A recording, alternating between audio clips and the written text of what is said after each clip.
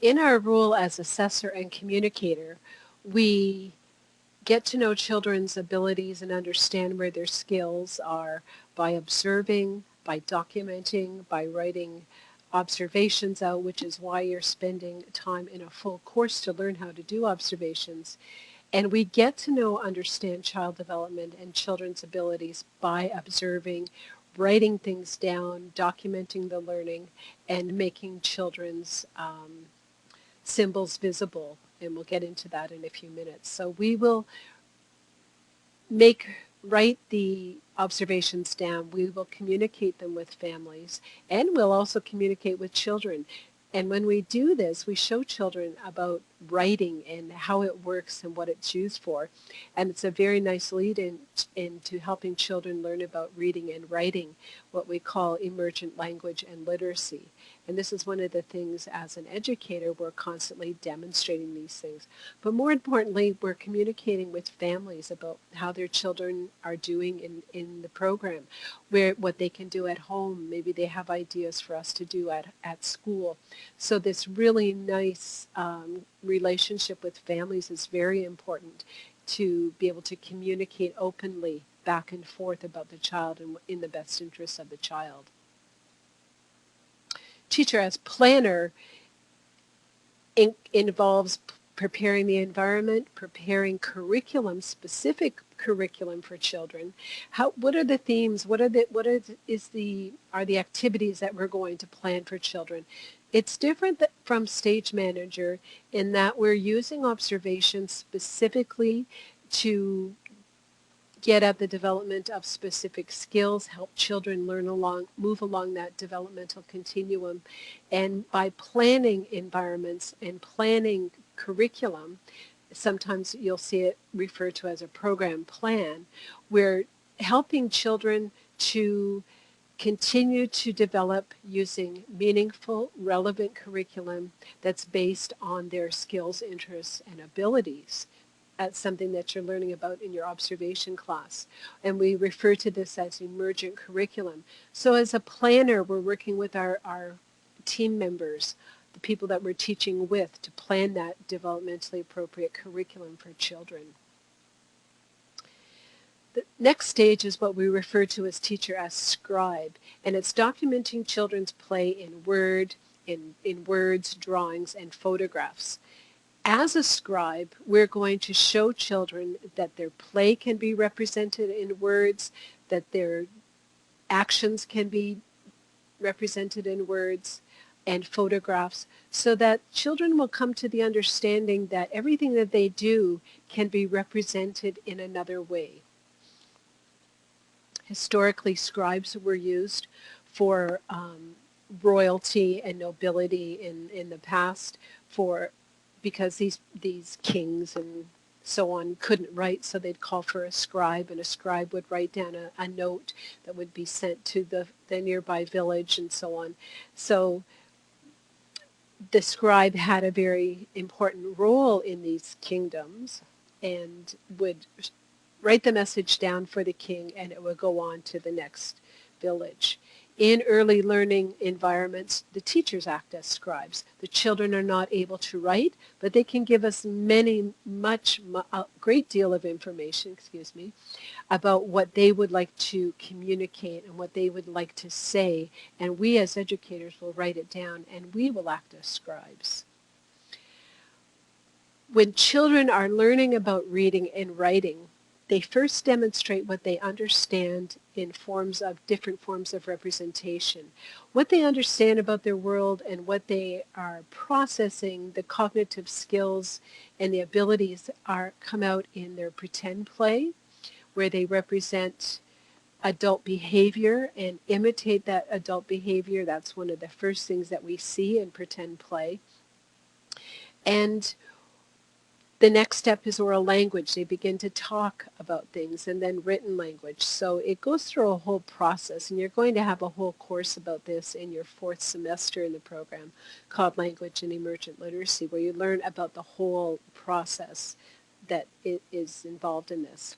But there's many theories about how literacy develops in children. When we talk about literacy, it's the ability to communicate effectively, either written, oral, through pictures, symbols, sign language, any of the ways that we communicate to another person or to a group of people to make our thoughts known can be considered as a form of literacy. Many theories about literacy, and excuse me, I'll go back, is Holdaway's theory is one of the most detailed and comprehensive types of theories that will help us understand this a little bit better. Rather than being taught how to read and write, he viewed emergent literacy as a natural process of learning, providing the appropriate component. Excuse me. I really don't want to start this again, so I'm going to start this slide again. Rather than being taught how to read and write, he viewed emergent literacy as a process of natural learning, providing the appropriate components are present in the child's environment to support the learning. He identified 4 specific areas. Children need to observe literacy behavior. They need to see adults writing, reading, drawing. Children need an opportunity to collaborate. They need to work with another adult to help them understand and give meaning to their drawings, to their words. And children will come to understand that what they say and how they play and the pictures that they draw can be represented in the form of writing. Children need an opportunity to practice these types of skills. They need an environment that's print rich. They need to have books and paper and pens and pencils, because when children see literacy models, they see adults or educators writing, they will imitate that behavior, because we know that children's play involves them acting out and making sense out of their world through their play. And they will imitate drawing and writing and reading. So all of this information and these materials needs to be in the early learning environment. And then children need a chance to perform, to show people what they've done, what they've written, without judgment, without the teacher correcting things. So making children's play making representations of children's play gives them the idea that what they have done in their play is meaningful, and that it can be drawn. It can be represented as a picture. So a structure of blocks that they built, they come to understand that that can be represented in a picture, in symbols. And it also reinforces the idea that print has meaning and that I can do it too. So as a scribe, the educator would draw a picture of the child's structure and then write down the words that the child has used to describe the structure exactly. So the child will dictate to the scribe and tell them, this is my structure of a rocket ship. It goes really high. Those exact words would be under the picture of the rocket ship, and the educator could read it back to the child word for word, and that child will make the connection that what they built in the block center can be represented as a picture, and it can also be represented as words. It's a very natural, meaningful process that the children will go through, and it provides a great deal of opportunity for the children to practice these types of skills on their own. We act as a model of literacy for children. We do this when we read books with children, when we write, and children will come to understand that writing, that squiggly lines on the paper hold meaning, that their drawings hold meaning. So it's a very gradual developmental process that children go through in the development of literacy skills. And as an educator, we have a role in this, in giving children as many opportunities as possible to understand how print works, how the sounds of our language work, and so on. Clear, simple drawings of a child's work is a method a child can copy and do it on their own. If we engage in this kind of behavior with children and we show them that we're interested in what they're doing and that we like to draw a picture of what they've built, they're going to watch what we're doing, and they carefully watch what we're doing. Maybe when you've gone out to the Early Learning Center in the playground and you're writing your observations, you will have children come over. What are you writing? Can I write too? Can I try your pen? And this is a really good example that children have experience with writing, that they've seen people write, and that they're interested in trying to do it on their own. So the child has a chance to, when you read the caption back to them, they have a chance to say, well, no, I don't think that's quite right. I think I'd like to, the blocks are on the right, on top of the structure, not on the bottom, and so on. Just an example. So the child can make adjustments to show that writing is flexible and that it can be changed. And this, again, is another really interesting learning opportunity for children.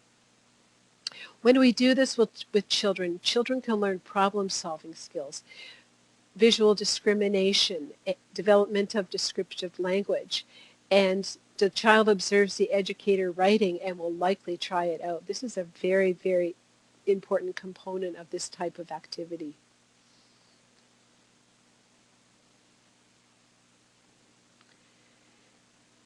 Children will often imitate writing. They'll often imitate and pretend to write. And there's many stages of this type of writing development when we learn about the pre-writing and pre-reading stages. Children, one of the first attempts will be children's attempts at writing is called drawing as writing. Their drawing is representative of writing. When they're drawing pictures, such as this one, they'll say, I wrote about my dad and my mom and my sister and so on. This at the bottom can be an example of scribble writing, which is a documented form in the developmental process of writing, where children can actually tell you what this means. They might say, I wrote a letter to my grandma and wished her happy birthday. The child will tell you that that's what this says, and we're not correcting them. We might want to print at the bottom, and you can say, well, I want to write that too, and write down those words. The child can look at it, and all this becomes a very, very long, not a long process, but a very specific, where the child will make the connection between their words and your words. So children need an opportunity to do this kind of behavior and do these types of activities, but given the opportunities to play at being writers will be a huge boost to the development of literacy skills. And how do we do this? We record children's words as they're playing and drawing, and draw their attention to it, and also strengthens their understanding of the printed word. It's in context, it's authentic, and it's interesting to children. We're not going to be giving children worksheets where they practice their letters and their shapes and so on. This is the only thing this is really good for is the development of fine motor and eye-hand coordination. It does very little to help with the development of literacy skills about reading and writing. But unfortunately, many children still are given worksheets to match the sounds and the colors and so on. Authentic observation and authentic activities for children where they can use these skills are the absolute best practice and the things we should be doing with children in early learning environments. The discussion of the documentation panel will take place in one of your face-to-face classes, and that's all for today. And if you're watching this on Thanksgiving, I hope you have a wonderful day, and thanks for listening and watching.